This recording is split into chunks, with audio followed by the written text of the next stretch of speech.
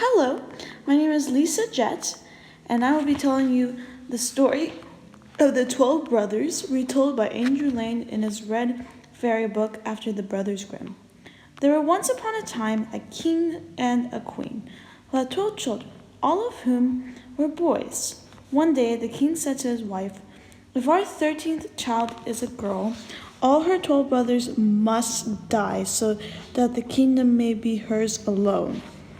Then he ordered 12 coffins to be made and put these away in an empty room.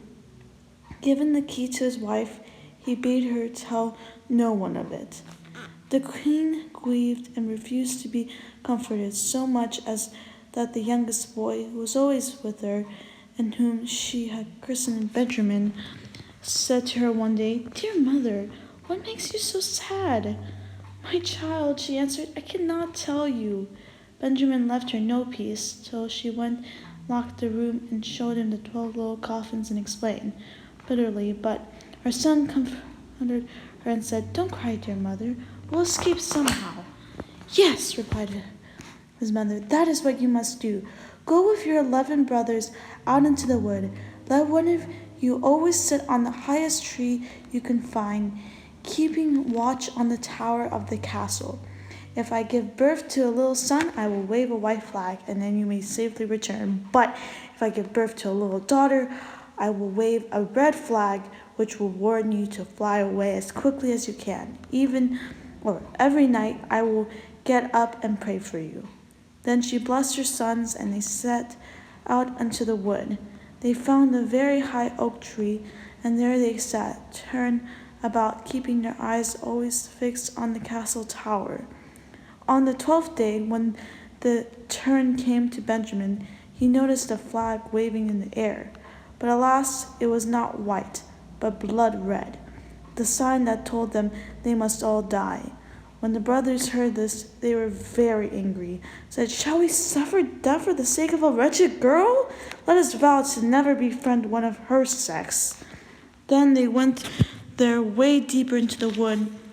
In the middle of it there was thickest and darkest. They came upon a little enchanted house and stood empty. "Let's live here," they said, "and you, Benjamin, you shall stay at home and keep house for us. We will go out and fetch food." So they went forth into the wood and foraged and hunted, lived for 10 years in this little house, and the time slipped merrily away. Meantime, the little sister grew up kind-hearted and of a fair countenance, with a gold star right in the middle of her forehead. One day the girl looked down from her window and saw 12 boys' shirts hanging on the washing line to dry. She asked her mother, "Who do these shirts belong to? Surely they are far too small for my father." The queen answered sadly, "Dear child, they belong to your 12 brothers." "But where are my 12 brothers?" said the girl. "I've never even heard of them." "Heaven alone knows," replied her mother. Then she took the girl and opened the locked-up room and showed her the 12 coffins. Queen told all that happened, and when she had finished, her daughter said, "Do not cry, dearest mother. I will go and seek my brothers." So the princess took the 12 shirts and went into the middle of the big wood. She walked all day long and came in the evening to the little enchanted house. She stepped in and found a youth whom, marveling at her beauty, at the royal robes she wore, and at the golden star on her forehead, asked her where she came from and where she was going. "I am a princess," the girl answered, "and am seeking my 12 brothers. I mean to wander as far as the blue sky stretches over the earth till I find them." Then she showed him 12 shirts that she had taken with her. Benjamin saw that it must be his sister and said, "I am your youngest brother." So they wept for joy and hugged each other. After a time Benjamin said, "Dear sister, there is still a problem, for we had all agreed that we would never befriend any girl, because it was for the sake of a girl that we had to leave our kingdom. Go and hide till our 11 brothers come in, and I'll make matters right with them." So did as she was bid, and soon the 11 brothers came home from hunting and sat down to supper. "Well, well," Benjamin said to his brothers, "you've been out in the wood all the day, and I've stayed quietly at home, and yet I've got the most exciting news." "Then tell us," they cried. But he answered, "Only on one condition. You promise not to be angry that I have befriended a girl." "We shall not be angry," they promised. "Only tell us the news." Then Benjamin said, "Our sister is here." And the princess stepped forward with her royal robes and with the golden star on her forehead, looking so lovely and sweet, charming, that they all loved her on the spot. They arranged that she should stay at home with Benjamin and help him in the housework, while the rest of the brothers went out into the wood to forage and hunt. The princess made herself so generally useful that her brothers were delighted. They all lived happily together. One day the two at home prepared a fine feast. When they were all assembled, they sat down and ate and drank and made merry. Now there was a little garden round the enchanted house, which grew 12 tall lilies. The girl, wishing to please her brothers, started to pluck the 12 flowers, meaning to present one to each of them after supper.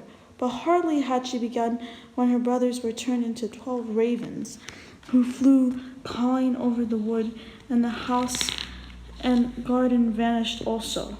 So the poor girl found herself left all alone in the wood, and as she looked round her, she noticed an old woman standing close by, who said, "My child, what have you done?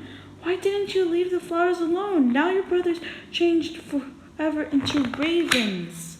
The girl asked, sobbing, "Is there no means of setting them free?" "There's only one way," said the old woman, "and that is so difficult that you won't free them by it, for you would have to be dumb, not laugh for 7 years, and if you spoke a single word, it would slay your brothers." Then the girl said to herself, "If that is all, I am quite sure I can free my brothers." So she searched for a high tree and climbed up it and spun all day long, never laughing nor speaking one word. Now it happened one day that a king out hunting had a greyhound, ran sniffing to the tree which the girl sat, and jumped round it, yelping and barking furiously. Keen looked up and beheld the beautiful princess, golden star on her forehead, so enchanted that he asked to be his wife. Gave no answer, but nodded silently. King climbed up the tree, the princess down, and bore her home to his palace. The marriage was celebrated with much ceremony, but the bride neither spoke nor laughed. When they had lived a few years happily together, the king's mother was a wicked old woman, began to speak ill of the young queen, accusing many evil things. Of course the queen could not speak for herself to protest, and eventually the king let himself be talked over and condemned his wife to death. So a great fire was lit in the courtyard of the palace where she was to be burned, and the king watched from an upper window, crying bitterly, for he still loved his wife dearly. But just as she had been bound to the stake, and the flames were licking her garments, last moment of the 7 years came. Sudden rushing sound heard, and 12 ravens downwards. As soon as they touched the ground, they turned into the queen's 12 brothers, and she knew that she had freed them. They quenched the flames, and unbinding dear sister from the stake, they kissed and hugged her again and again. Now that she was able to speak, she told the king why she had been dumb and not been able to laugh. The king rejoiced greatly when he heard she was innocent, and they all lived happily ever after. Wow. So I've heard of this story before because I made an original video on it. But rereading it, it's definitely such a beautiful story because it talks about how strong family is and how strong siblings can be. So yeah. Anyway, I hope that you liked it, and I hope that you learned something from this story because this is definitely a very powerful story.